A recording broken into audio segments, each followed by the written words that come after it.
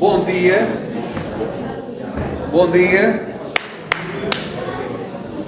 Estava a ver se... Bom dia. Vou dar aqui umas palavras a pedido do novo diretor do Serviço de Psiquiatria, o Dr. Nuno Madeira, que agradeço a gentileza de me pedir para hoje ainda dar umas palavras nesta conferência do professor Adriano Vasserra, que foram criadas na minha vigência de direção, para homenagear um dos grandes diretores do Serviço de Psiquiatria, podemos dizer da psiquiatria moderna em Coimbra, e, portanto, é bom não esquecermos quem nos antecedeu. É um pouco o tema que eu tive sempre na minha cabeça, e por isso criamos e foram profícuas ao longo destes anos, que alternaram com as conferências Elísio de Moura, já criadas anteriormente, com perfis diferentes. Para términos da minha vigência de convidados, penso que terminamos bem esta fase, convidando o professor Júlio Machado Paz, que é uma pessoa que não precisa de referências, ainda hoje vai ter um trabalho prolongado até à noite, que sai daqui, vai apresentar um livro à Milhado e volta para Coimbra para fazer em direto o programa. É o programa hoje para o final da tarde e, portanto, as pessoas também são convidadas a ir à Quinta das Lágrimas, se quiserem, que será na Quinta das Lágrimas. Na Quinta das Lágrimas. Às 7. Portanto, é um convite que deixo. Hoje vamos fazer aqui um percurso nas linhas da psicanálise, que é uma escola muito arreada lá fora do contexto de Coimbra, que é uma Coimbra muito conhecida pela versão ou a vertente biológica e da terapia cognitiva comportamental, mas há um princípio que deve nortear, sobretudo, os jovens: espírito aberto, aprendizagem, conhecimento, diversificação dos aspectos científicos. Portanto, não estamos só fechados na célula, mas perceber que tudo faz parte do conhecimento para a nossa intervenção. Portanto, vocês não vieram ouvir, vieram ouvir o Júlio, que agradeço conhecidamente ter aceito o meu convite e, portanto, estamos aqui para aprender. Obrigado. Posso ficar aqui? Posso ficar aqui?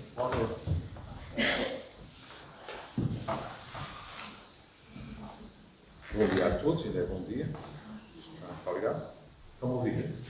Então, antes de mais nada, estamos a conseguir a segunda tentativa. Não é? Eu deveria ter estado aqui ainda em 2025 e conseguimos acertar num dos piores dias do ano, não é? E eu meti baixa e disse que não meti à estrada naquele dia. E não estou arrependido, porque as coisas não estavam fáceis.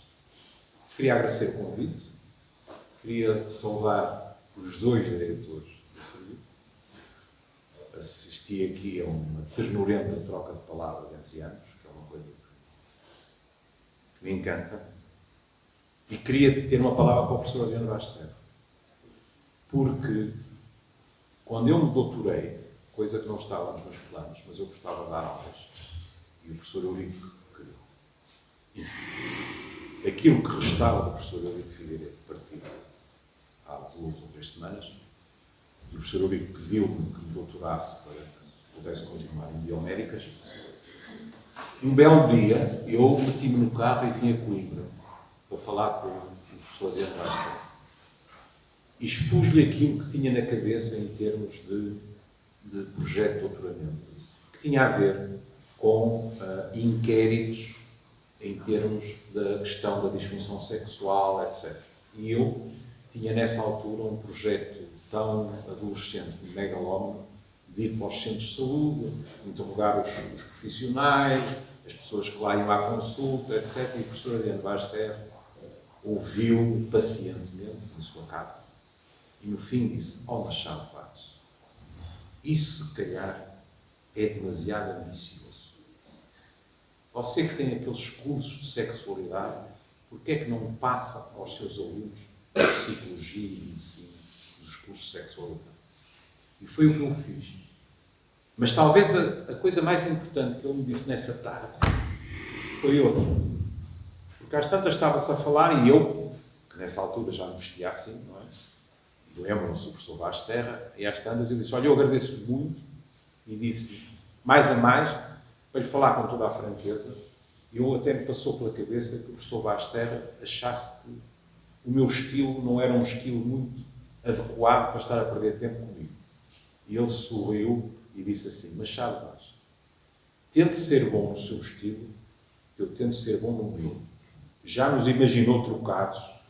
E eu olhei para ele e disse, não, Sr. Professor, eu não me consigo imaginar a vestir como o Sr. Professor veste. Ele disse, eu também não me consigo imaginar como Machado Vaz veste. E isso foi uma lição. Porque às vezes nós mascaramos. E quando somos genuínos, mais tarde ou mais cedo os outros percebem que somos genuínos. E isso joga a nosso favor. Ora bem, em relação a hoje, o Horácio é a minha testemunha. Eu disse, Horácio, mas eu não tenho nada de que ir falar. O Horácio disse, mas eu gostava que viesses. Pronto. O que eu vos trago é algo de mais histórico, digamos assim. Mas que, de certa forma, o Horácio falou de diversas escolas. Alguns de vocês, se calhar, vão ficar surpreendidos quando eu vos disser, eu não sou um freudiano. Não sou psicanalista, sou psicanalizado, mas não sou um psicanalista. Em contrapartida, é verdade que venho das escolas mais dinâmicas. E aquilo que eu vos trago é o início, digamos assim, da chamada psicoterapia breve de inspiração psicanalítica. Não só porque há aspectos, na minha opinião, importantes, sobretudo em termos técnicos, não com a teoria freudiana, que eu não sigo, como vos disse, mas coisas que têm a ver com, por exemplo, a neurose de transferência, com os mecanismos de defesa, com os fenómenos de resistência em psicoterapia, etc. E uma questão que ainda hoje, de vez em quando, anima boas discussões, que é o que é isso de uma psicoterapia breve? E que objetivos é que nós podemos ter numa psicoterapia breve? E, portanto, vamos lá ver se eu me entendo com os audiovisuais. Já sei. Bom, à primeira audição, e também à primeira vista, já temos slides, a palavra breve parece não oferecer muitas dúvidas. Ou seja, tem a ver com duração. E quando nós pensamos no próprio Freud, há aspectos que saltam de imediato para cima da mesa. Por exemplo, o caso de Catarina. Catarina era uma moçoila, não é uma palavra que ninguém diz, era uma moçoila dos Alpes, se bem me lembro, 2000 metros de altitude, com quem Freud falou numa tarde de Soleil. E nunca mais falou com ela. Mais breve que isto é difícil.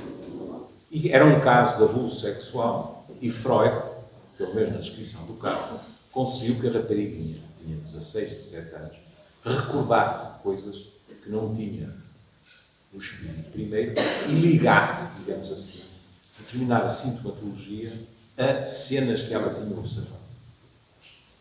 Em gente mais ilustre temos, por exemplo, Mahler, se bem me lembro, esteve à conversa com Freud durante 4 horas. E Mahler estava com problemas profissionais na sua carreira, nomeadamente maestro, e com problemas em casa, porque a sua mulher estava em crise, digamos assim, e por arrasto do casamento. 4 horas também não é muito. Mas se virmos muitos dos casos de Freud, nós estamos perante pessoas que estiveram há poucos meses no livro. E, se quiserem, mais sintomático do que isso. Qualquer coisa do jeito. Se nós nos debruçarmos sobre aquilo que eram os primeiros companheiros de Freud, muitos dos quais compareciam nas famosas reuniões de quarta-feira, se estivermos a encarar o adjetivo breve por uma questão de duração, todos eles sobem para o comboio ou embarcam. Porque a maior parte deles teve processos analíticos que não têm nada a ver com qualquer sociedade psicanálise hoje em dia exige àqueles que são candidatos à formação psicanalítica. Por exemplo, quando eu pensei em fazer a formação em psicanálise, porque a formação interessava. Eu candidatei-me na sociedade portuguesa e a sociedade disse-me imediatamente que se eu quisesse ser psicanalista, teria que ir a Lisboa e fazer pelo menos 6 meses como psicanalista didata, porque o meu psicanalista, o Dr. Jaime Vieira, ainda não era psicanalista didata nessa altura.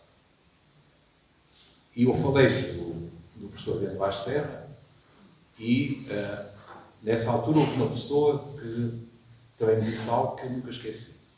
O professor Romero Matos, que era uma pessoa fascinante e que era capaz de falar, por exemplo, sobre algo que é importante transmitir aos mais novos, que é a diferença entre tristeza e depressão. E os cuidados que é preciso ter para aceitar a tristeza e não a medicar, forte e feio, como às vezes acontece. E então, eu fui fazer o périplo, falar com os didatas, e quando cheguei a ele, ele disse-me: "Ó Machado Vaz, eu estou atrasado", é da Sociedade Portuguesa de Psicanálise, "eu estou atrasado, você não se importa que falemos ao almoço?" Eu disse: "Não, pá." Tudo o que ele dissesse, eu abanava com a cabeça. E fomos para um restaurante, em Lisboa, por baixo da Sociedade de Psicanálise. E eu fiquei com uma inveja terrível, porque já nessa altura eu tinha um aparelho digestivo com muitos caprichos, e ele deu cabo de uma feijoada, meia garrafa de vinho tinto, com uma saúde verdadeiramente invejável. E de repente disparou-me: "Ó Machado Vaz, olha, mas o que acontece é isto assim, assim. A questão de eu não estar convidado." E eu respondi-lhe aquilo que era a verdade. Eu disse: "Ó professor, eu não estou no divã para ser psicanalista. Eu estou no divã porque precisei de fazer qualquer coisa e decidi fazer psicanálise.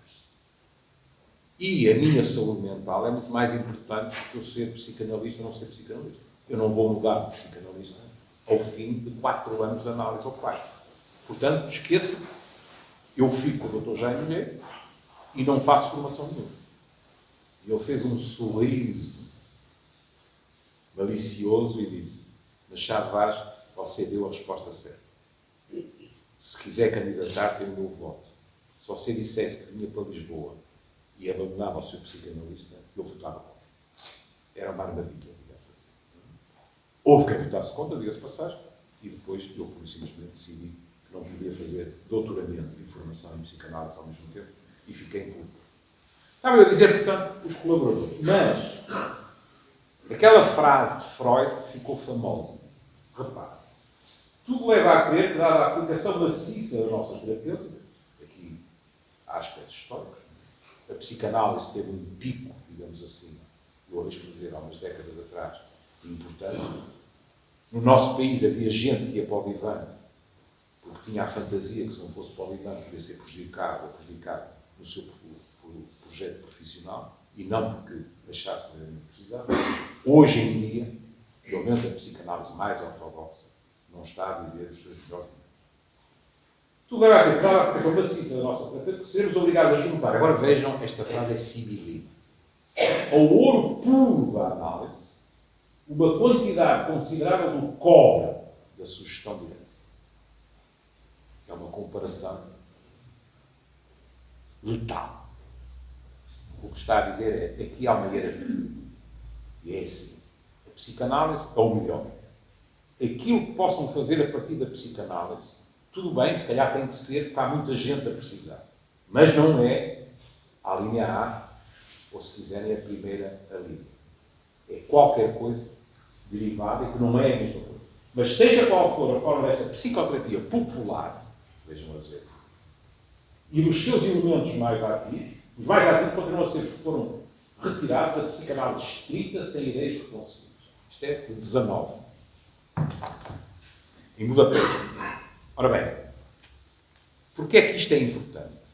Porque agora vamos ter, como eu dizia, as questões pessoais e para nós, os psis, e para a população em geral que se interessa por estas áreas, é importante que vamos ver, no fundo, aquilo que são as dificuldades no processo de autonomia, também a nível científico.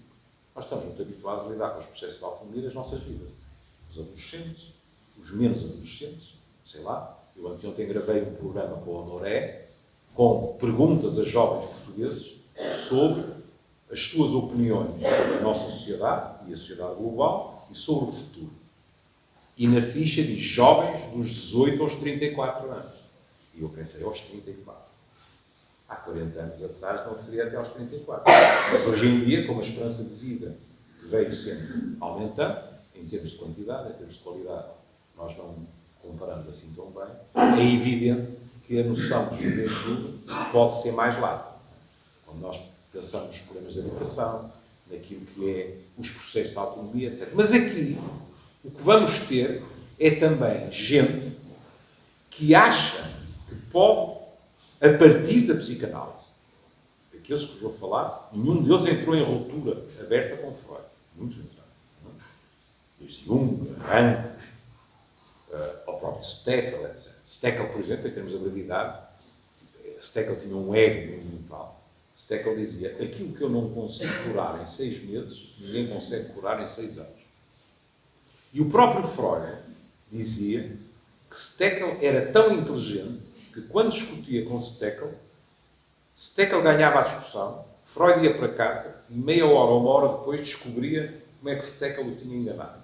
Mas só meia hora ou uma hora depois. Pronto. De burro não tinha nada. Aliás, os livros dele. Mas agora vamos ter gente que vai tentar levantar voo e, ao mesmo tempo, manter uma boa relação com a figura paternal de Freud. Aliás, não era fácil, porque convém ali psicanálise estrita, sem ideias preconcebidas. O que é fascinante, porque, na minha modesta opinião, a própria teoria psicanalítica tem muitas ideias preconcebidas. Não é? Mas aqui ele está a falar das outras, porque Freud estava perfeitamente convencido que as suas ideias eram a verdade, digamos assim. Ora bem, e porquê é que, para além da questão científica, para além dos projetos de cada um, o que é que levava também muita gente a começar a pensar que era preciso, aqui estamos a falar de duração, ainda, que era preciso encurtar, digamos assim, um projeto terapêutico inspirado na psicanálise? Várias razões.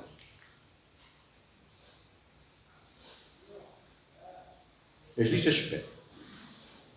Infelizmente é uma expressão que continua na ordem do dia e muito fora da área psicanalítica e das pessoas. A psicoterapia em ambulatórios é SMS. Mas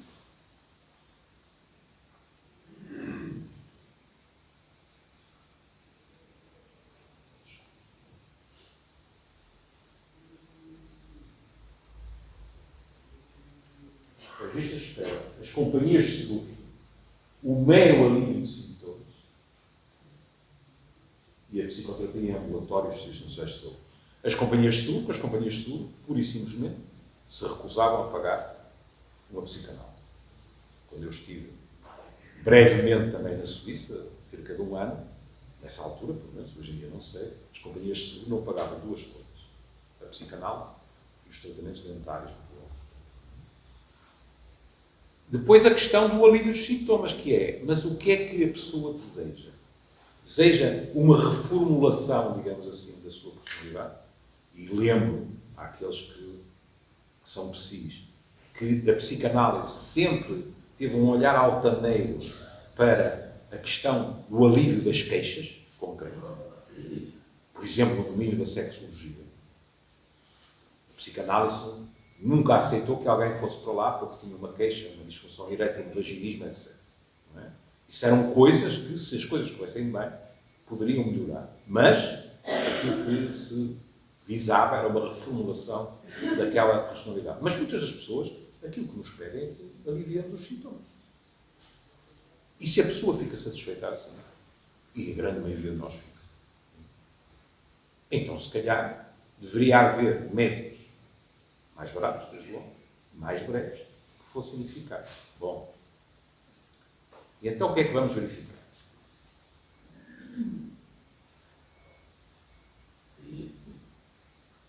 O homem que valia por uma sociedade. Um húngaro, Sándor Ferenc. E esta frase, que é difícil encontrarmos outra mais elogiosa, é do próprio Freud.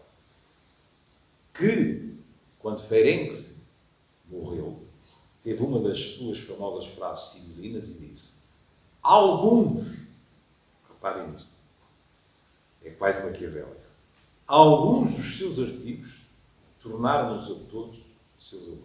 Alguns. Já vamos ver porquê. Ferenczi, realmente, ao que parece, era o único aderente húngaro nessa altura. Era um homem de uma curiosidade extraordinária, era um homem com um senso de humor magnífico, que tinha feito o serviço militar e que dizia: eu sou o único psicanalista que fez uma psicanálise a cavalo, porque a cavalo ele tinha, aparentemente, psicanalizado o seu capitão no exército. Portanto, ele dizia que era o. E então, o que é que Ferenczi começou a fazer? Outra das histórias da psicanálise diz que Freud teria querido casar Ferenczi com Anna Freud. É uma teoria que não resiste a uma análise dos fatos. Porque Freud nunca quis que Anna Freud, no fundo, abandonasse o lado. E porque Anna Freud, como sabem, teve, não estou a dizer fixa, mas teve predominantemente uma orientação homossexual. E Freud disse várias vezes, por exemplo, a Lou André Salomé, que não conseguia imaginar a sua vida longe de Anna Freud, que ele próprio psicanalizou. O que é extraordinário, vai contra todas as regras do próprio Freud. Mas Freud era bastante rígido nas regras para os outros e era bastante mais elástico nas regras para si. Por exemplo, houve doentes de Freud que passaram o Natal com a família Freud, gostavam. Imaginem o que era, naquela altura, alguém meter-se num bar nos Estados Unidos para ir ser analisado por Freud em Viena. Não era propriamente a mesma coisa que hoje em dia os nossos filhos, sobretudo, fazem. E, felizmente, são cidadãos do mundo. Não é?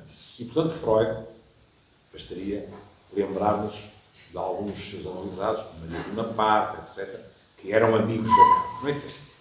E então, Ferenczi começou a tatear.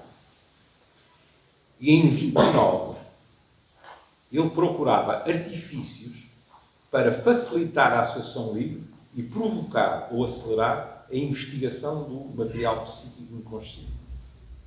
Tendo cuidado de dizer, eu estou a citar aqui, o artifício técnico que não substituiria a análise. Isto era Ferenczi já a prever que podia haver alguma tempestade. A ambivalência de Freud para Ferenczi é um fascínio em termos psicológicos.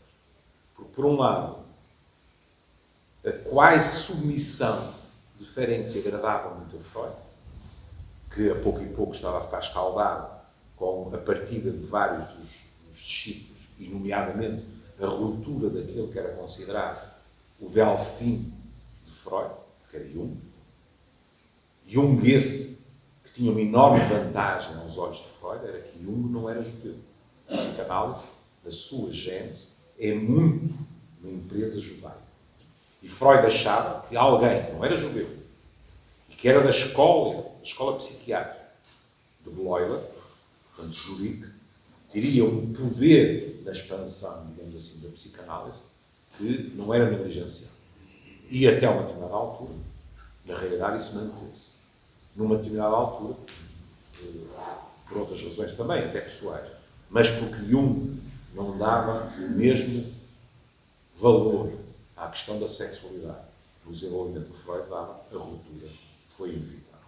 Mas estava eu a dizer dessa ambivalência. Por outro lado, Freud dizia de Ferenczi, Freud, eu não quero desidealizar ninguém que eventualmente esteja aqui. Eu não estou a dizer que Freud não era um titã que alguns podem pensar. Eu acho é que Freud era muito humano. Por exemplo, Freud era um alcoviteiro. Freud tem uma quantidade alucinante de cartas trocadas com toda a gente e também com os seus discípulos. Fazia uma coisa que, no mínimo, não é muito elegante. Freud mostrava a uns e a outros as cartas que tinha recebido e semeava, como podem imaginar, a discórdia. As pessoas não achavam de piada isso.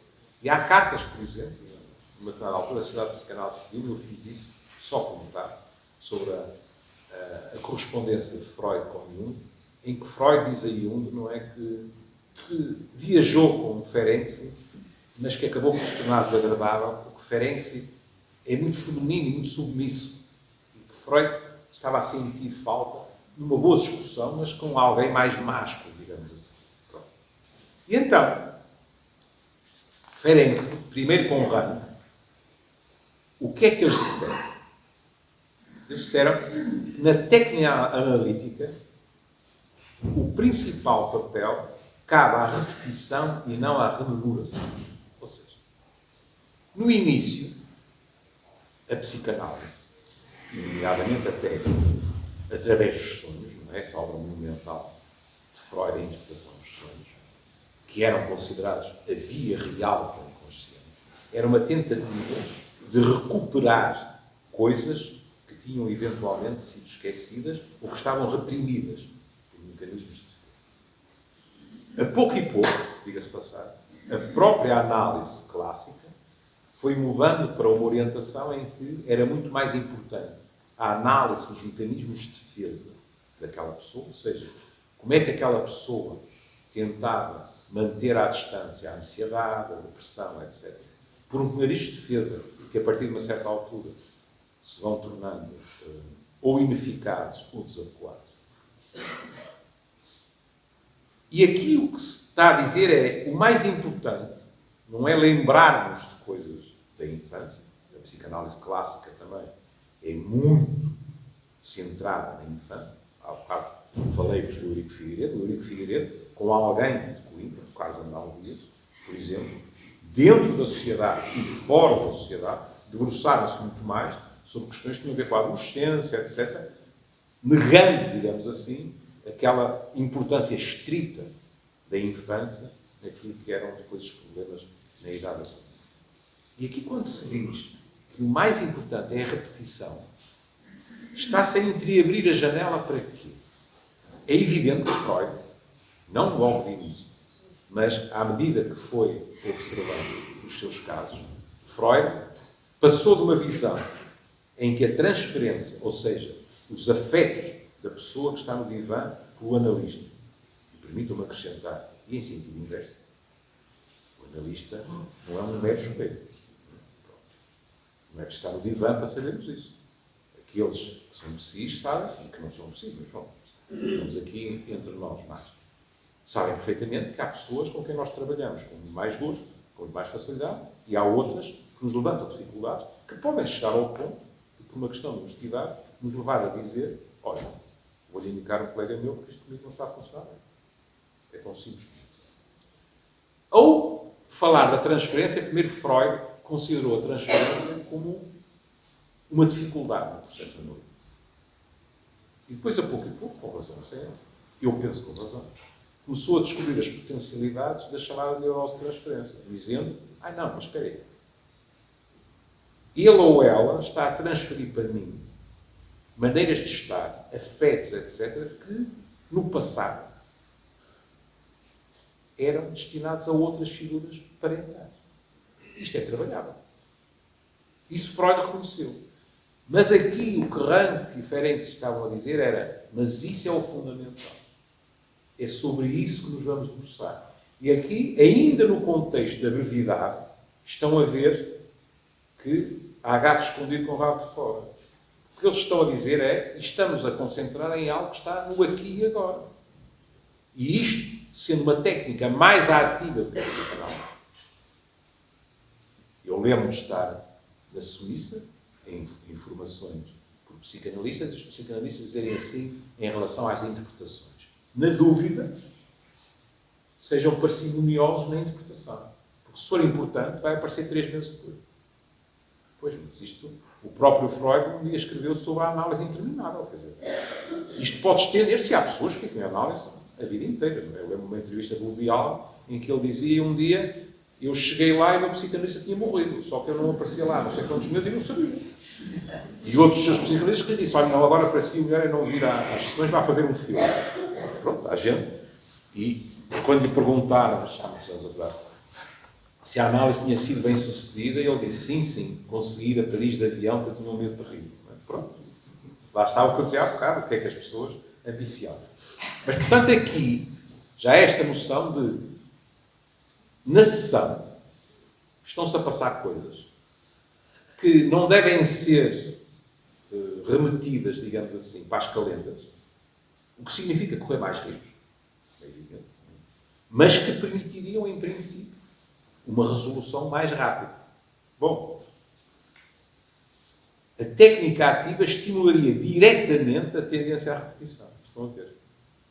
O analista, entre aspas, vai provocar na pessoa que está a ser analisada a repetição com ele de relações fantasmáticas do seu passado, que depois podem ser interpretadas.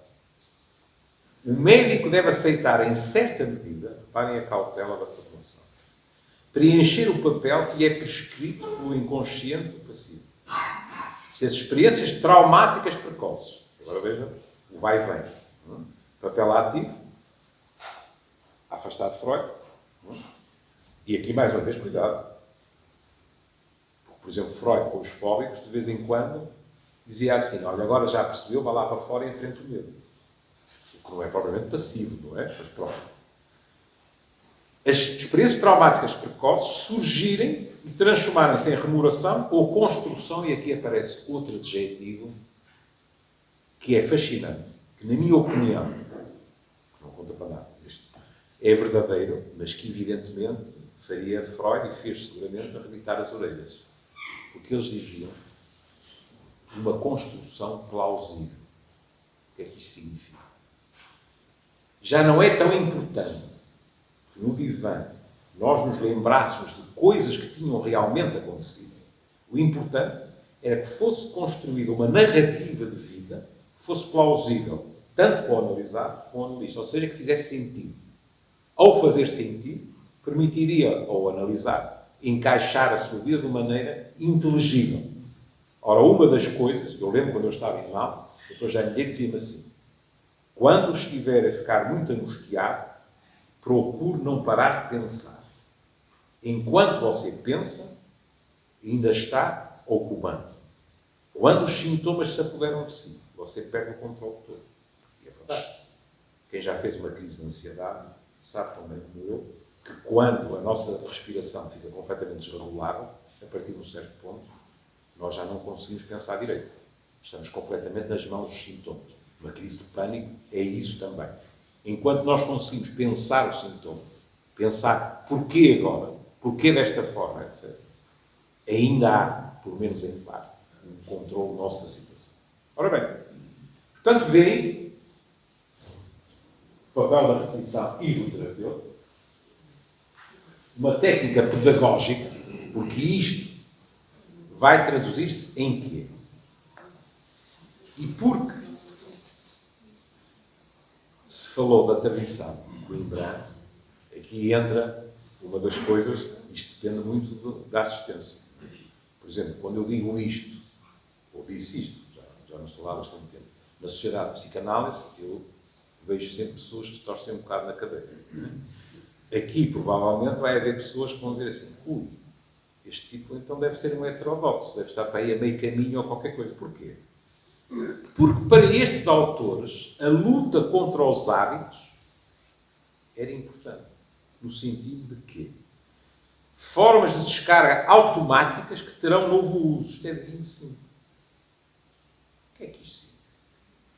Isto significa, por exemplo, que quando alguém resolve, na análise de uma pessoa, decretar, com razão ou sem ela, que estamos perante uma situação predominantemente edipiana, é perfeitamente possível dizer assim, no seu desenvolvimento, esta pessoa, numa situação triangular, como é edipiana, adaptou-se a essa situação triangular desta forma, assim, assim, assim, assim. Na infância. E depois, à medida que os anos foram passando, utilizou os mesmos mecanismos de defesa, os mesmos mecanismos de adaptação, na sua vida adulta, noutras situações triangulares. É assim tão descabido, tão descarado. Se tivesse aqui a pessoa sorriso, mas estava já muito contente, porque ele adora palavras começadas por Deus. Logo às 7 da tarde vou ter que dizer o que disse aqui. É assim tão descarado dizer que o que se estabeleceu foi um reflexo condicional. Como podem compreender, é uma expressão que na sociedade de psicanálise, para muita gente, não é bem-vinda. Mas porquê é que não há de ser um reflexo condicionado? Não há livros de texto na nossa área que dizem que nós temos dificuldades neuróticas quando aplicamos sistemas de adaptação que funcionaram lá atrás a problemas da atualidade. não são os mesmos, mas que nos, sob certo aspecto, nos habituámos a empregar aqueles sistemas de defesa. Mas se isso não é um condicionamento, então, pronto, não é bater no joelho e a perna levantar. Não é o pobre do cão de Pavlov, não é, que foi sujeito às coisas mais inacreditáveis até ficar iriçado, não é? E se dizer temos uma neurose experimental. Mas se quisermos, é um reflexo condicionado, 5º, 6º ou 7º grau. Eu ainda me lembro de aprender aquelas velhas experiências, metia-se a mão em água fria e havia vasoconstrição.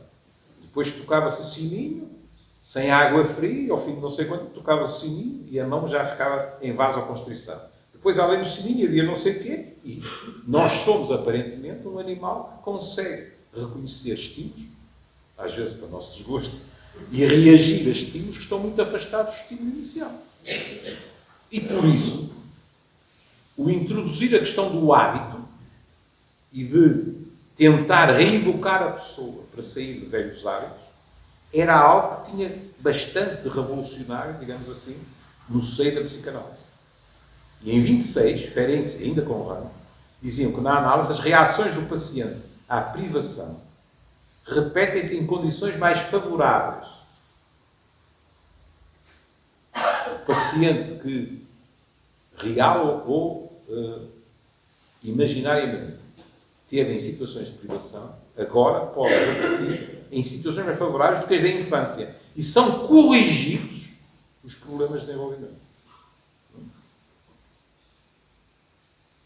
Ao contrário de quem pratica a sugestão, guardamos uma certa dose de ceticismo quanto às nossas interpretações, estamos sempre prontos a modificá-las ou retirá-las, mesmo se o paciente já começou a aceitar a nossa interpretação errónea ou incompleta. Também não era uma formulação que pusesse Freud aos pulos. Como sabem, Freud tinha passado pela sugestão do hipnotismo. As más línguas diziam que uma das razões é que Freud era mau a hipnotizar. Outra das razões invocadas é que Freud era um tímido. Não gostava de estar horas seguidas a olhar para os pacientes e, portanto, o divã, a postura das costas, o silêncio, a semi-obscuridade, etc., também convinham a Freud, mas Freud ainda chegou a empregar, como Breuer, a hipnose, a sugestão. Nós hoje, os mais novos, ouvem uma expressão nas séries da Netflix que muitos deles não sabem de onde provém. O anglo-saxónico, com muita facilidade, diz is mesmerized. Isso vem de Mesmer. Mesmer era o rei da hipnose. E Freud um dia pensou, mas espera aí, se calhar pode-se chegar aos mesmos sítios pela associação livre. É uma questão de dizermos à pessoa que diga livremente aquilo que lhe vem ao espírito e tal, e tal, e tal, e tal. Pronto. E a psicanálise, no fundo, surge assim. Mas, quando se diz isto, quando se diz estamos prontos a retroceder numa interpretação nossa, mesmo quando o analisado já aceitou, isto, na minha opinião, é de uma humildade que se deve louvar, mas Freud não tinha muitas dúvidas quanto às suas interpretações. E, portanto, tinha muito maior tendência para, se alguém se opunha a elas, imediatamente decretar que aquilo era uma forma de resistência. Portanto, esta noção de vamos tateando e estamos sempre prontos a modificá-las é maleabilidade a mais para o pai Freud. E o pai Freud chegou a uma altura que disse, bom, é chegado o momento de dizer alguma coisa. E esta é também uma intervenção que ficou famosa de Freud. Tem 31. E Freud escreveu a Ferenczi. Ferenczi, a partir de uma certa altura, começou a demonstrar até afeto aos clientes. Por exemplo, a despedir-se com um abraço, com um beijo na face, etc. E Freud escreveu assim. Mas já que lhe agrada desempenhar o papel de mãe carinhosa com os outros, talvez possa fazer o mesmo consigo próprio. Nesse caso, não terá outro remédio se não escutar uma advertência brutalmente paternal. Parece que a sua necessidade de absoluta independência é mais forte do que você próprio. Pela minha parte, pelo menos, fiz tudo o que pude no meu papel paternal. Cabe-lhe assim seguir a vida. Quer queiramos, quer não. Isto é um aviso à navegação. Não vou dizer que chega ao ponto do Sr. Trump e os petroleiros a caminho da Venezuela, mas em termos pessoais, uma ligação afetiva, etc., era um sinal vermelho e não intermitente. E Ferenczi recuou. Ferenczi recuou, reentrou, digamos assim, naquilo que era a psicanálise mais clássica. Rank, esse levantou o voo, mas Rank desenvolveu uma teoria própria, digamos assim, e, portanto, agora os que vamos ver chegarem-se à frente, se quiserem, são pessoas completamente diferentes. Alexander e French, a famosa experiência emocional corretiva e a melhoria, está entre aspas, não é? Eu não acredito que Freud me venha puxar as orelhas, mas de qualquer maneira não quer correr riscos, não é? O próprio Alexander e o próprio French sabiam aquilo em que se estavam a meter, mas a expressão é feliz e ficou. A experiência emocional corretiva, que vem no seguimento do que já falámos. Porque Alexander e French vão seguir o caminho que foi indicado por Ferenczi e vão dizer, no fundo, na psicanálise, no processo analítico, o que nós fazemos, se tivermos ética na vida, é corrigir uma experiência emocional por outra experiência emocional que permite que aquela pessoa desabroche, de certa forma. Sei que o verbo desabrochar em janeiro é claramente otimista e precoce, mas de qualquer maneira acho que faz sentido aqui.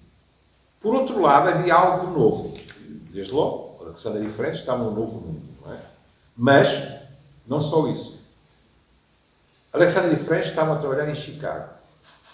E aquilo que levaram à prática era uma experiência com um grupo, a partir de 38, com 21 psicanalistas. E em 46 aparece a noção de experiência emocional correta. E agora estamos a citar o próprio Alexander, bem mais tarde, em 56. E agora estamos no registro da técnica. Modificação do ritmo das consultas, interrupções temporárias de tratamento, substituição das atitudes contratransferenciais espontâneas do terapeuta por outras deliberadamente em oposição às atitudes parentais. Esta última linha eu permitiria sublinhar. Que o que ele está a dizer é assim: em determinadas situações, o palavrão contratransferencial tem a ver com aquilo que é a atitude do analista. Ele está a dizer, em vez de sermos espontâneos, nós temos a obrigação de sermos, na relação com o analisado, de um modo até oposto àquele que se comportaram as figuras parentais. Suponhamos, se um pai ou uma mãe foi profundamente distante, nós temos a obrigação de ser o oposto. De sermos empáticos, de sermos até carinhosos, para que aquela pessoa possa experimentar algo que lhe fez falta no passado. Ou seja, quando se emprega a palavra ativa, não se pode falar de algo que seja mais ativo do que isto, pelo menos no contexto de uma psicanálise. French, por sua vez,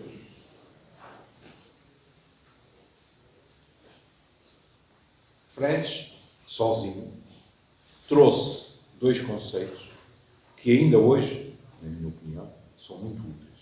Os conceitos de conflitos focais e conflitos nucleares. E são úteis não só na questão teórica, digamos assim, mas são úteis na nossa prática. Porquê? Porque French disse, há conflitos focais daquela pessoa, da vida psíquica daquela pessoa, que podem explicar perfeitamente aquilo que nós obtemos numa determinada sessão. E devemos abordar esses conflitos focais. Mas esses conflitos focais derivam de conflitos mais profundos, que são conflitos nucleares, e aqui aparece uma das placas giratórias de todo este processo, que é quão profunda pode ser a psicoterapia breve, ou deve ser. Devemos ficarmos por camadas mais superficiais, a partir do momento em que temos sucesso no aliviar os sintomas. Ou devemos tentar, com uma psicanálise, com razão ou sem ela, devemos tentar ir ao âmago da questão, aos conflitos mais profundos, sistematicamente. Estes conflitos nucleares têm a sua origem nos períodos cruciais de desenvolvimento precoce, quando ativos ou reativados manifestam-se na forma de conflitos focais. Se quiserem, é assim. Temos conflitos mais profundos aqui, os conflitos focais aqui, e temos a queixa aqui. Não é? Ficamos aqui ou vamos lá abaixo? E isto também não é despiciante, porque nós poderíamos, e muitos o fizeram, optar por uma solução mais simples, quer dizer assim, estes ficam para a psicanálise estrita, estes para a psicoterapia breve. E estamos todos na paz do Senhor, embora levando com o diagnóstico que o que estamos a fazer é de cobre e não de ouro. Não é? Pronto. O nome seguinte vale a pena. Sífilis. A psicoterapia breve e crise emocional. Estamos a falar de um verdadeiro processo de reeducação. A brevidade, a reeducação emocional, a resolução de problemas, a limitação de objetivos e a provocação da ansiedade. Vejam, a limitação de objetivos. Isto vai contra o perfeccionismo de que Freud falava quando dizia análise interminável. A provocação da ansiedade. Isto é muito mais pacífico. Como provavelmente sabem, nós podemos adotar uma técnica psicoterapêutica que seja ou provocadora de ansiedade ou, pelo contrário, que seja ansiolítica. Freud, e aqui estamos na questão das idades. Freud, por exemplo, disse um par de vezes que era quase sádico estarmos a pôr em psicanálise alguém com 50 anos ou mais. Porque a pessoa ia descobrir tudo o que lhe tinha acontecido na vida, ia perceber as coisas que eram da sua própria responsabilidade, numa idade em que provavelmente já não tinha capacidade nem tempo para verdadeiramente modificar a sua vida. Aos 50. Hoje em dia, aos 50, as pessoas em geral aparecem-nos como uma geração sanduíche, não é? Que está a ajudar uns a envelhecer e outros a crescer. Com uma esperança média de vida de 78, qualquer coisa para os homens, para aí de 81, 82 para as mulheres, isto não faria sentido. Mas, em contrapartida, de acordo com a personalidade de quem nos procura, de acordo com o tipo de problemas que são postos em cima da mesa, etc., de vez em quando, mais uma vez com razão ou sem ela, nós optamos por uma abordagem que é predominantemente ansiolítica. E quando decidimos que aquela pessoa aguenta ou que é indispensável, nós passamos para técnicas que são predominantemente ansiosas. Eu lembro-me quando fui para o Divã, ao fim de 3 meses, pensar, mas isto não é um bom negócio. Isto é caríssimo. Eu ando a comer nos tascos mais baratos do Porto, porque não tenho dinheiro para restaurantes melhores, embora eu goste muito de tascos. E ao fim de 3 meses o que eu estou a descobrir é que aquilo que eu pensava que era um processo em que eu era uma vítima da sociedade, dos outros, etc., são responsabilidade minha. Isto é um masoquismo, estar no divã, não é? Bom, mas o que acontece é que se nós não assumirmos as responsabilidades que temos nos próprios trajetos de vida, é muito difícil modificá-los, não é? E é muito mais fácil vitimizarmos. A culpa é dos outros que se atravessaram o nosso caminho, da sociedade em geral, do azar, de Deus quando ajusta contas, etc. E então, há um caráter de reeducação, não é?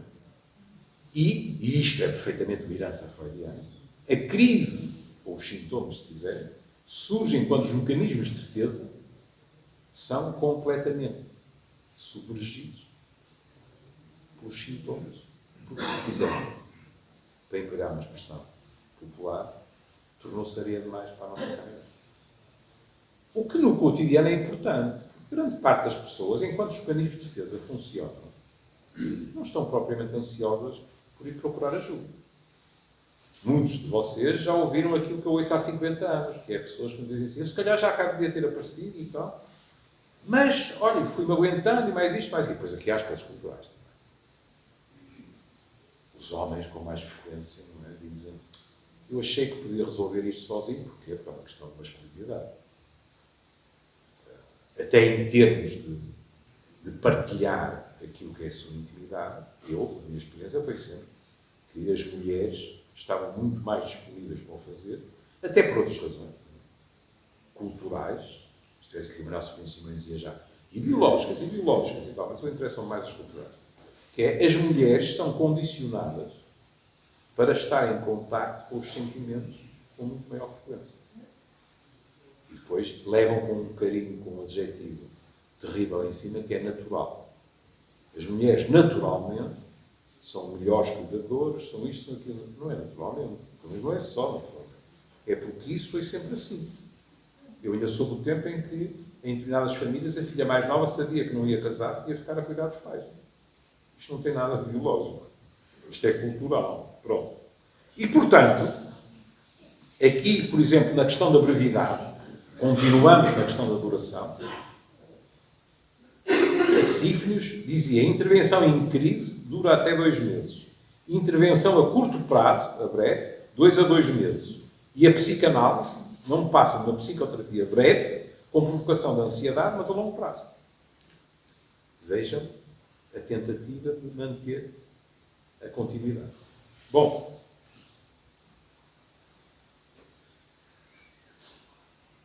os sintomas de reserva. E aqui, mais uma vez, estamos a falar de pontos com escolas comportamentais. Sífnios falou com grande clareza de um aspecto que eu, pelo menos, presenciei ao longo dos anos. Mas, vocês dirão, é possível que, uma vez instalados, os sintomas psiquiátricos se tornem relativamente autónomos em face das interações psicodinâmicas ulteriores, sejam elas quais forem, como no modelo fisiológico da aprendizagem. Isto é 75. O que é que isto significa? Isto é Sífnios a dizer. Independentemente do que acontece em termos dinâmicos, por mais importante que seja, pode acontecer que haja sintomas que ficam adormecidos, mas quando reaparecem, são os sintomas que estavam lá atrás, que ficaram, entre aspas, de reserva. São aqueles que verdadeiramente são típicos daquela pessoa. Devo-lhes dizer que isto é importante fora da psicologia ou da psiquiatria. Quando eu estava ainda em biomédicas, em psiquiatria, porque eu também fui assistente de psiquiatria, eu dizia sempre aos meus alunos, tenham muito cuidado, nomeadamente se forem para a medicina geral e familiar, tenham muito cuidado com pessoas que normalmente somatizam de um certo modo e que numa determinada altura vocês acham, e vão verificar, claro, mas vocês acham que estão a somatizar, mas de uma maneira diferente. Em geral, nós somos relativamente fiéis ao nosso estilo de somatizar. E, portanto, se aparece algo que é completamente diverso, decretar ab início que é mais uma somatização, pode ser um passo perigoso que nos leva a ignorar qualquer coisa que é claramente biológica e que deve ser investigada até ao total.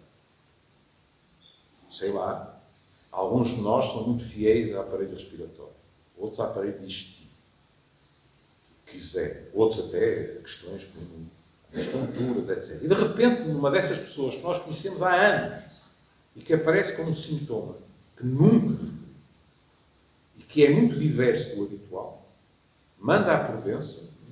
Como é que era a velha frase? Eu não me lembro. A prudência morreu e a cautela foi ela inteira, era qualquer coisa assim. Não era assim. Mas era essa a noção. Cautela e caos de galinha, é isso mesmo. Manda à prudência que reviremos a pessoa. Porque não é o mais habitual e podemos estar a deixar passar qualquer coisa que, pese embora haver influência do aspecto psicológico, tem um componente biológico que nos pode falhar. Estamos quase a chegar ao fim. Balint. O casal Balint. Eu aqui costumo ter uma reação completamente adolescente e dizer assim, eu ainda estive na Suíça num grupo Balint, não era com Balint, mas era com mulher. Que era uma mulher deliciosa, também, como nós, Annie de Balint, E estas coisas, a psicanálise, a medicina também é assim. A psicanálise é muito endogâmica. E Henry de Balen tinha sido analisada por um homem fascinante e muito importante, que era o Winnicott, o homem da pediatria, e de uma noção importantíssima que é a confiança de base. Quando nós crescemos, tendo tido o privilégio de ter relações com figuras parentais, com confiança, é-nos muito mais fácil confiar ao longo da vida em relações em geral. Quando não existe essa confiança, e aqui também podemos falar de processos condicionados, não é? Quando existe essa confiança, é muito mais fácil que nós tenhamos um modelo de evitamento da intimidade, etc., porque estamos, digamos assim, à espera que qualquer coisa possa correr mal. Valent, que tinha sido um discípulo de Ferenczi, Valent vai falar do defeito fundamental, que é a obra principal de Valent, de 68, portanto já estamos na segunda metade do século XX. E, mais uma vez, aquilo que estamos a falar é como é que, a partir de carências que estão muito lá atrás, nós podemos ajudar as pessoas a melhorar. Valent vai dizer a regressão da interpretação e a satisfação. Valent vai ser um dos que dizem, não, eu não tenho problema nenhum em ir fundo. Eu permito que quem está comigo, e cuidado, já deve ter dito isto, aqui já estamos fora do divã, completamente. Conferência ainda estamos no divã, aqui estamos no face a face. E podem compreender a diferença em termos, por exemplo, contra-transferenciais. Quando eu estava na Suíça, o meu chefe de consulta externa, que era um espanhol absolutamente brilhante, um homem chamado Corral, lembro de um caso que ele apresentou por controle de casos, e o controle de casos é uma parte fundamental da formação social de quem foi. Por exemplo, o Carlos Amaral Dias era um controlador de casos excepcional. Mas estava a dizer, ele contou que tinha no divã uma senhora que no fim de uma das sessões lhe tinha dito: eu estou muito bem consigo e acho que estou a melhorar porque eu sinto muito apoiada por si. Uma das coisas que me fazem acreditar nisso é que o senhor toma nota de tudo o que eu digo. Corral desenhava atrás do divã e ela via o lápis e achava que eu estava a escrever. Esta noção da importância que as pessoas dão às nossas próprias reações não pode ser demasiado sublinhada. Corral, uma vez, tinha tido uma daquelas insónias que nos deixam completamente de rastros e estava numa sessão face a face com uma pessoa que era um caso de hipocondria grave. E o que só lhe fica bem. Nós, às vezes, em controle de casos, temos tendência para levarmos bombos. E quando achamos que metemos o pé forte e feio, arranjamos uma racionalização e temos vergonha de levar aquilo. É um erro. Com as asneiras aprende-se muito mais. Então o Corral disse que tinha chegado à sessão de manhã e estava completamente a precisar de palitos para os olhos e de repente percebeu que ia bocejar. Que evidentemente era um erro técnico terrível, não é? Portanto o Corral aguentou, vocês sabem que não é fácil, e que às vezes nessas alturas vêm-nos lágrimas aos olhos. E a senhora faltou na semana seguinte,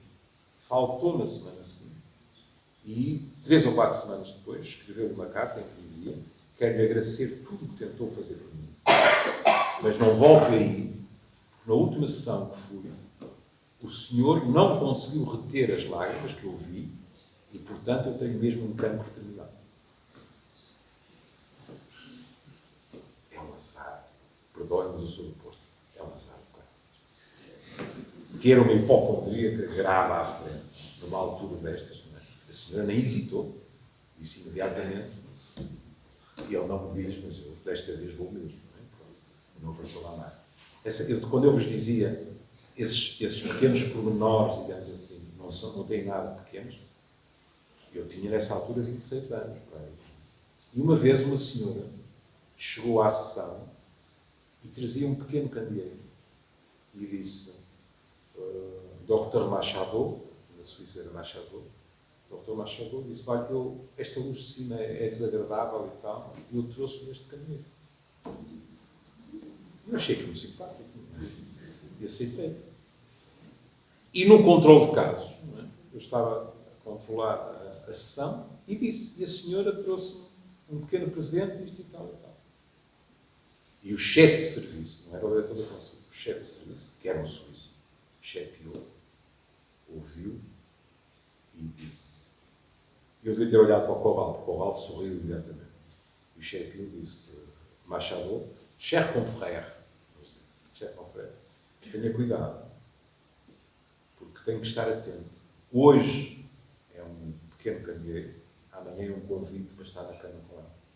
E eu lembro de ir para casa e dizer à mãe dos meus filhos, estes tipos são de um exagero.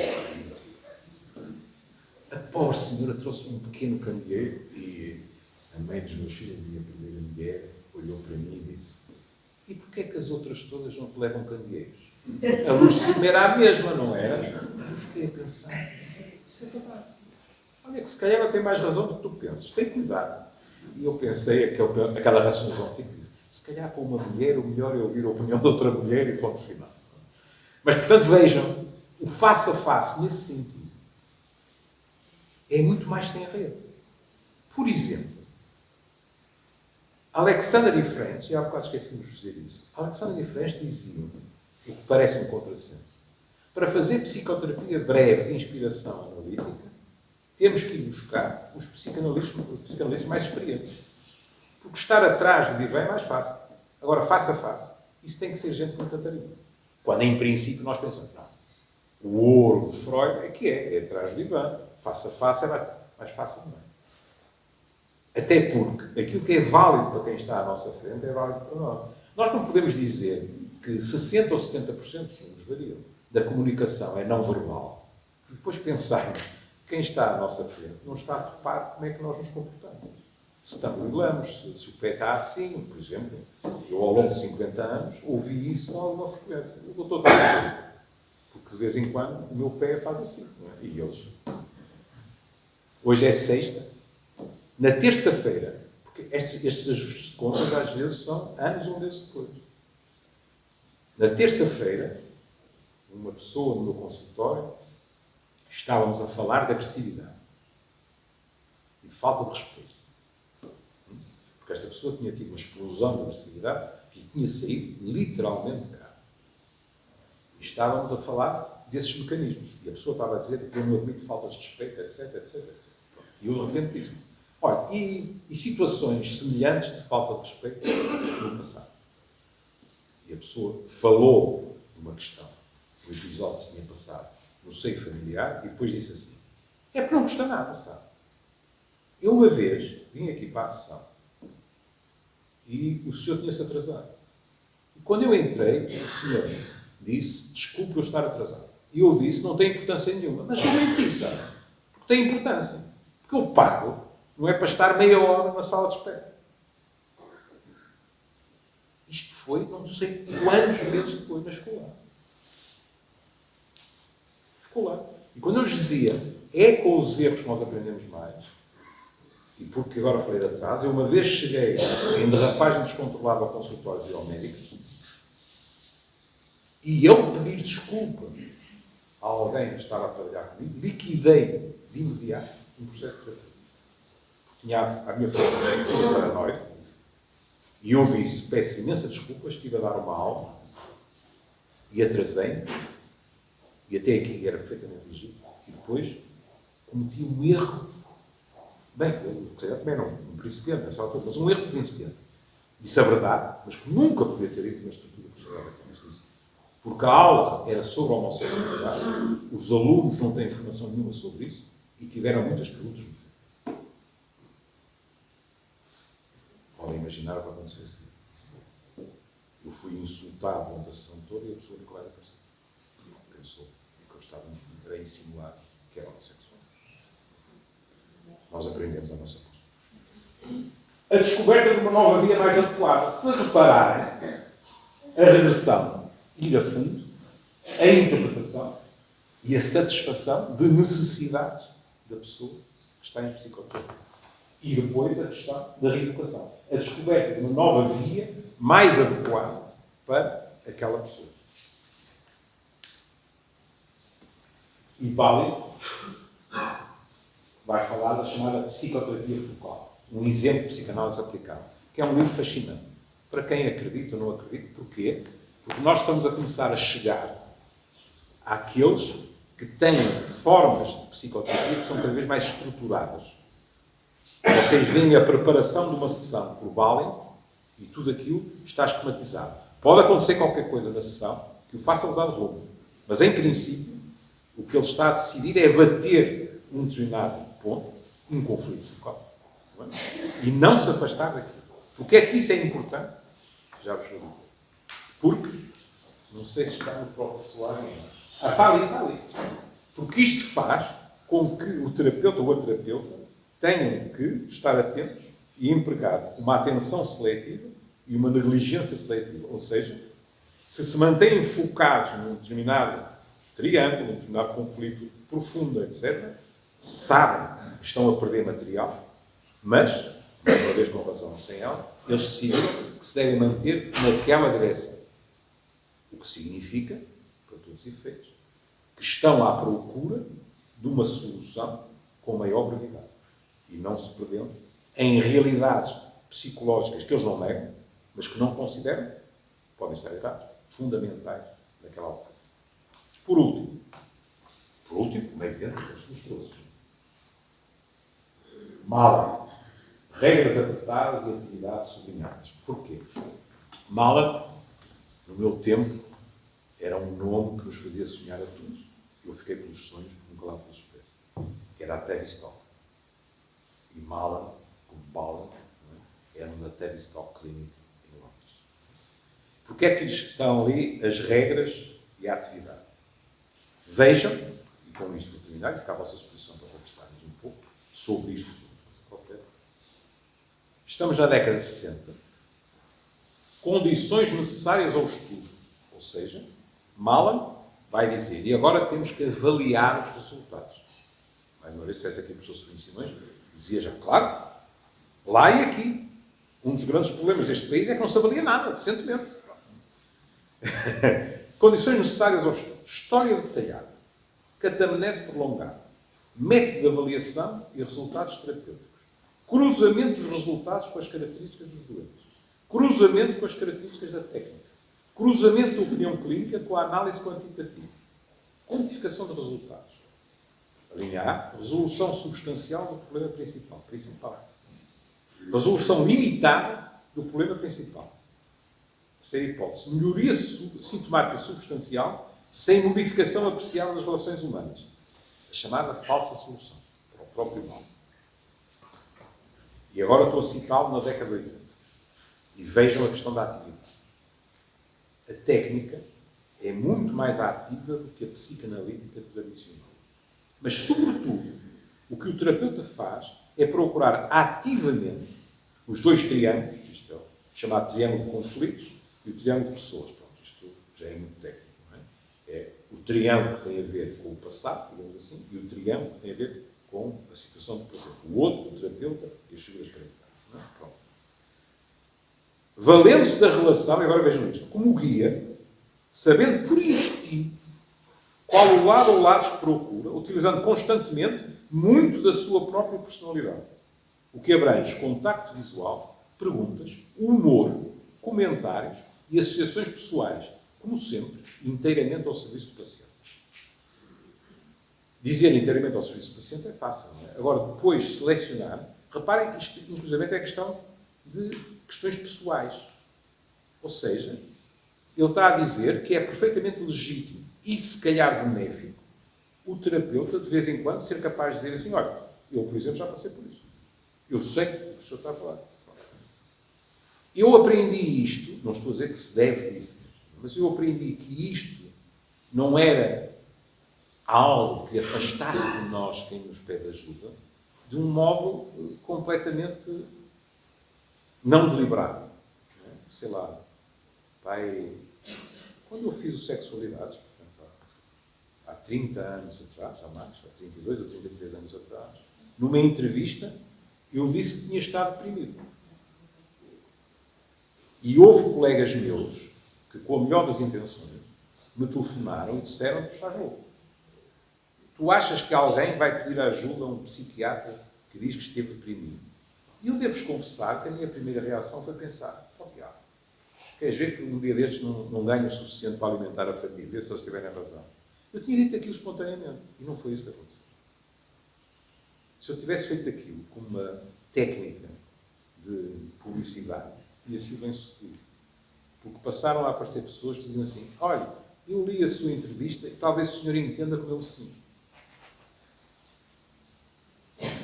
E às vezes, eu acredito plenamente que alguns de vocês acham, jamais faria isto. Respeito perfeitamente. Mas às vezes, por exemplo, com pessoas deprimidas, um de nós dizer e de manhã levantar a persiana é um sacrifício. Às vezes a cara da pessoa ilumina-se. E isto leva-me ao ponto final que vos ia referir e que podem achar que é profundamente primário. Mas aconselhava aos mais novos a não cometerem o erro que eu cometi há décadas atrás, felizmente depois corrigi, mas podia não o ter cometido inicialmente. A reboque de outras pessoas da minha trajetória, eu olhei no início da minha especialidade, de alto, para as técnicas rogerianas, para a reformulação rogeriana. É um erro crasso. Quando temos alguém à frente e com outras palavras nós conseguimos reproduzir o que ela nos disse, isso é um passo em frente importantíssimo, porque a pessoa se sente entendida. E porque a reformulação rogeriana não tem nada que seja oposto à interpretação. Porque uma reformulação rogeriana de segundo grau ou terceiro grau já tem qualquer coisa de interpretação lá dentro, mas vamos metendo o pé devagarinho e a pessoa vai sentindo que está a ser entendida e tem mais qualquer coisa sobre a qual meditar. E, portanto, quando nós vemos, até a nível geral, tantos discursos a falar de empatia, mais isto e mais aquilo, ou de compaixão, no sentido etimológico do termo, e não no sentido mais vulgar, ter pena de alguém, nós temos de ter a noção de que isso são ferramentas terapêuticas imprescindíveis e incomparáveis. Porque as pessoas vêm para ser ouvidas, mas mesmo sem saberem, com a nostalgia de serem escutadas. E escutar não é mais profundo, é mais cansativo. Eu hoje em dia faço 5 dias de consultório, porque já não consigo ouvir 8 ou 9 pessoas seguidas. De repente, estou só a ouvir e já não consigo escutar. E, portanto, vejo menos pessoas, ou mais vezes. Mas, em contrapartida, quando alguém sai de uma sessão e diz, às vezes pode não ser a nós, aqui há 2 ou 3 semanas, a minha assistente, que é psicóloga, veio ter comigo perder de riso, porque alguém saiu da sessão e ao despedir-se dela, olhou para ela e disse assim, hoje valeu a pena, ele estava em boa forma.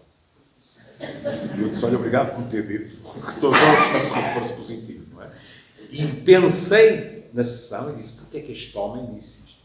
Porque agora aqui permitirão, mesmo assim, eu venho da dinâmica, não é? Portanto, permitirão que eu diga, houve qualquer coisa para, nesta sessão, eu dizer isto.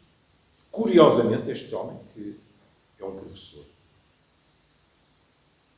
que está numa situação que, infelizmente, não é nada rara nos professores, que é, hoje diz-se burnout, não é? Mas havia burnout antes de se falar de burnout, não é? Está profundamente exausto, etc.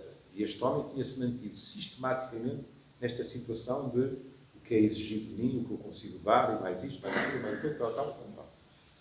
E numa determinada altura, porque este homem veio de uma das nossas antigas colónias, tinha aparecido no discurso dele uma coisa que eu tive a fantasia, um bocado o que dizia Ferenc, quer dizer, é um tiro no escuro, não há problema nenhum. Se não houver nenhuma ressonância do outro lado, não é grave. O nosso ego fica um bocado amolgado, mas isso também não é demasiado grave. Eu tinha dito, mas é curioso, não é? Porque, se não estou em erro, grande parte da sua vida foi passada na referida colónia. E se calhar houve situações em que senti qualquer coisa semelhante. E foi como abrir uma torneira. De repente, eu estava a ouvir tudo o que tinha sido, a vida lá, o regresso como retornado, a discriminação aqui, etc, etc, etc. E, portanto, eu percebo.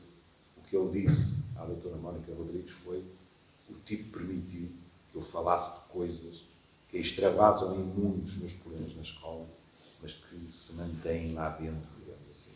E que, em relação ao que há pouco falávamos, de reformular por rememoração, muitas das frases que eu tinha referido, em termos de se sentir discriminado na escola, etc., tinham sido as mesmas frases, palavra por palavra, que ele referiu quando tinha chegado à metrópole, depois de Vietnã. E that's all, folks. Fico à vossa disposição para qualquer coisa que é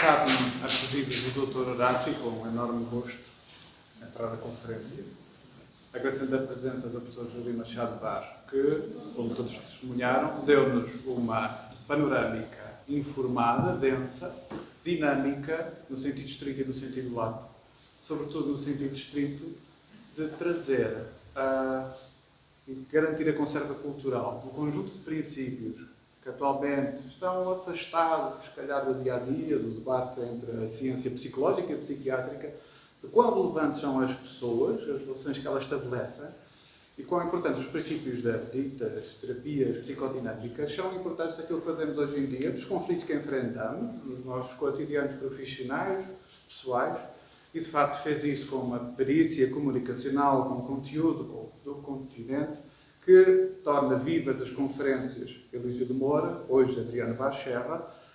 Acho que transitamos de ano com chave de ouro. Não garantimos que as próximas conferências que vos possamos anunciar tenham, obviamente, a expertise comunicacional, mas, provavelmente, se não pudermos também ir matando saudades através da radiofonia, mas numa próxima conferência, pelo menos, o professor Júlio Machado Vaz deixa, obviamente, uma mensagem que está atual, que podemos continuar a ouvir e que é a minha obrigação pedir, novamente, uma salva de palmas.